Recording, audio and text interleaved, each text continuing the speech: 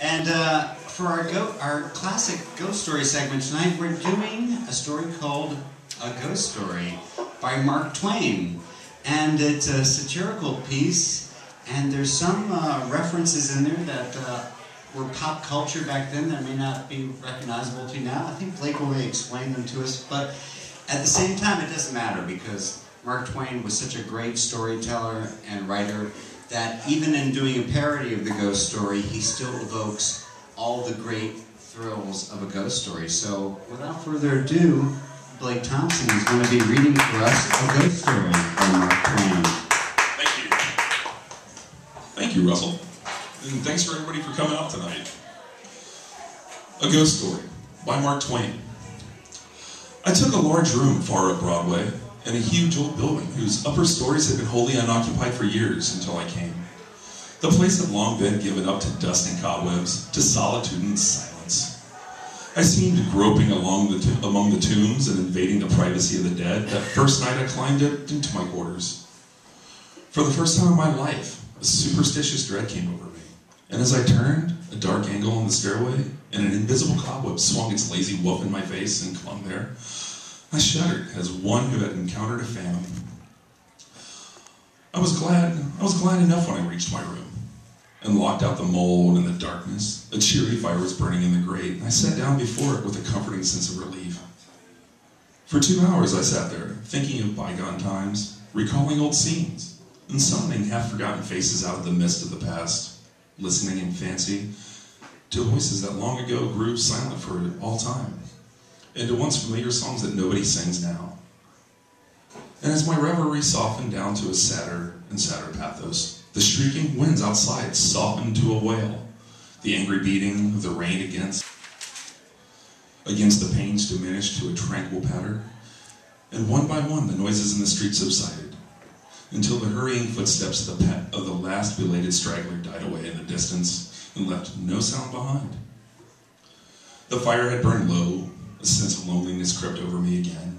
I arose and undressed, moving on tiptoe about the room, doing stealthily what I had to do, as I were environed by sleeping enemies whose slumbers it would be fatal to break. I covered up in bed and lay listening to the rain and wind, and the faint creaking of distant shutters, till they lulled me to sleep. I slept profoundly, but how long I do not know. All at once I found myself awake and filled with a shuddering expectancy.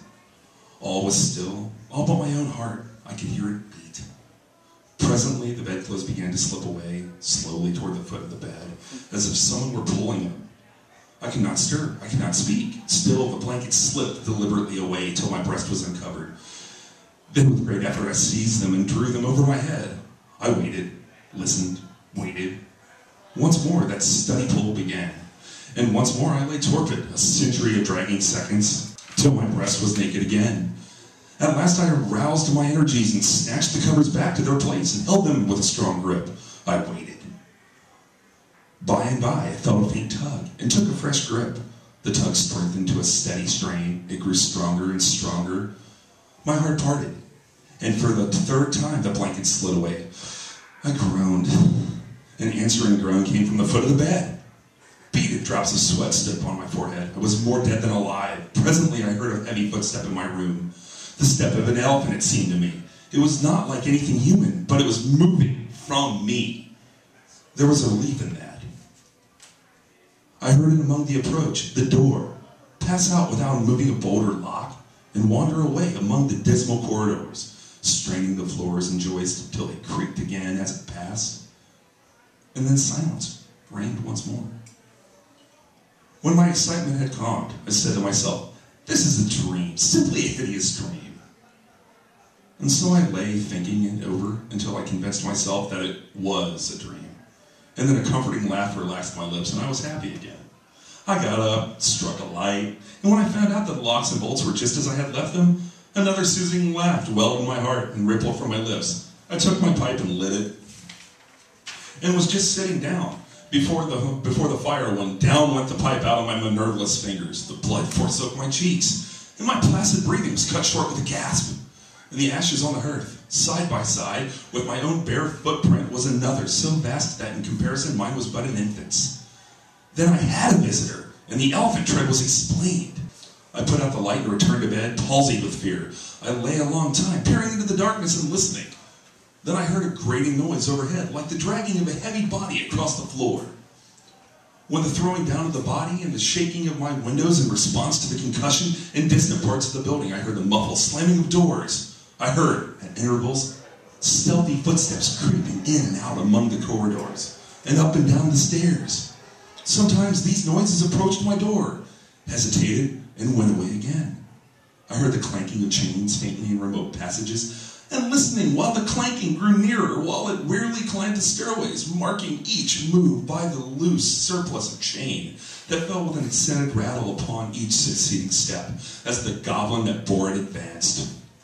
I heard muttered sentences, half-muttered screams that seemed smothered violently, and the swish of invisible garments, the rush of invisible wings. Then I became conscious that my chamber was invaded, that I was not alone. I heard sighs and breathings about my life, about my bed, and mysterious whisperings. 3 little spheres of soft phosphorant light appeared on the ceiling directly over my head, clung and glowed there a moment, and then dropped, 2 of them upon my face, and 1 upon the pillow. They spattered liquidly and felt warm. Intuition told me they had turned to gouts of blood as they fell. I needed no light to satisfy myself with that. Then I saw pallid faces, dimly luminous, and white uplifted hands floating bodiless in the air, floating a moment and then disappearing. The whispering ceased, and the voices and the sounds of a solemn stillness followed. I waited and listened. I felt that I must have light or die. I was weak with fear. I slowly raised myself toward a sitting position, and my face came in contact with a clammy hand. All strength went from me. Apparently, I fell back like a stricken invalid, and then I heard the rustle of a garment. It seemed to pass to the door and go out. When everything was still once more, I crept out of bed, sick and feeble, and lit the gas with a hand that trembled as if it were aged with 100 years.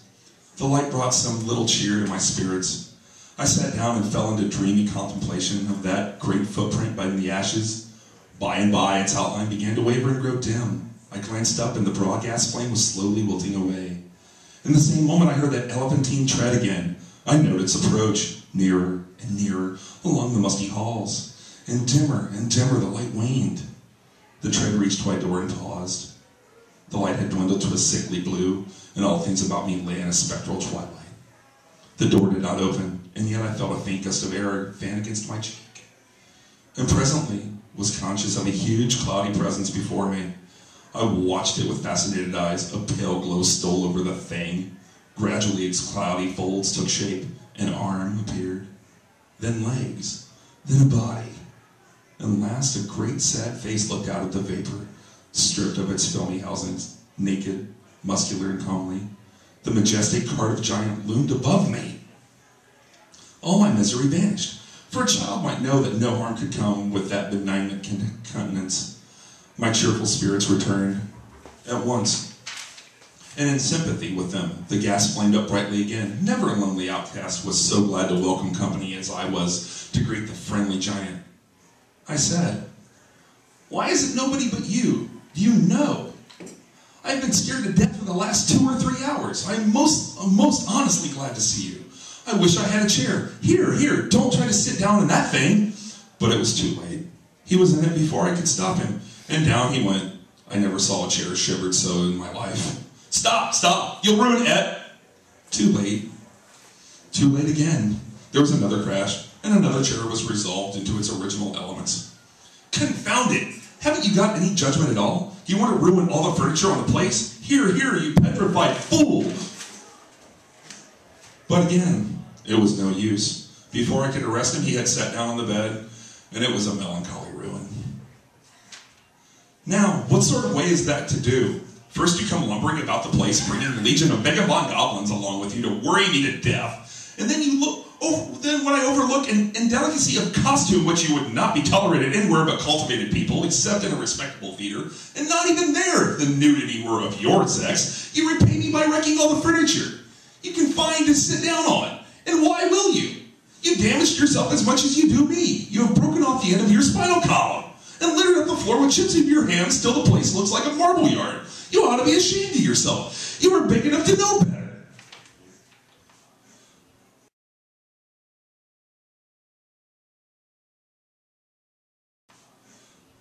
Well, I will not break any more furniture, but what am I to do?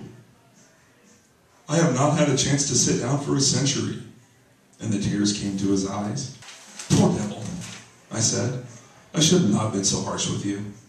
And you are an orphan, too, no doubt. But sit down on the floor here. Nothing else can stand your weight. And besides, we cannot be sociable with you way up there above me. I want you down where I can perch on this high counting house stool and gossip with you face to face. So he sat down on the chair and lit a pipe, which I gave him, threw one of my red blankets over his shoulders and inverted my sitz bath on his head, helmet fashion, and made himself picturesque and comfortable. Then he crossed his ankles while I renewed the fire and exposed the flat, honeycomb bottoms of his prodigious feet to the grateful warmth. What is the matter with the bottom of your feet and the back of your legs?